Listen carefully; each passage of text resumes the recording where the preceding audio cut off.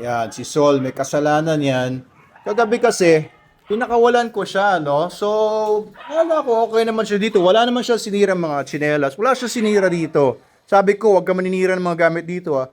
Ang pinagsisira naman, ayan, mga halaman, oh, may mga hinukay siya dyan. Ayan, oh, pinaghuhukay niya. Hinukay niya yung mga halaman dito. Ayan, inilinis na lang yan. Ayan, oh. Tama ba? Iba, nilipat ko na lang dito eh.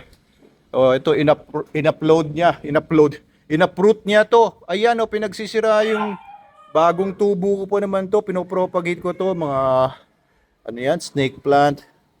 Tapos ayan, pinagsisira niya tong mga to. Grabe. Oh, kasalanan ko naman kasi hinayaan ko na lang siya. Akala ko naman medyo okay-okay na. Hindi pa pala. Talagang kailangan pa talagang bantayan itong batang to. Kita niyo yun. So napagalitan ko na siya sa mga tsinelas. Wala namang siyang sinirang tsinelas. Yung mga halaman naman. Kailangan talaga. Ito naman, hindi naman tinuturuan. Oo, magkasama kayo nasa labas kahapon. Hindi mo naman tinuruan si Sol. Ito si Logan eh. Maasahan naman yan eh.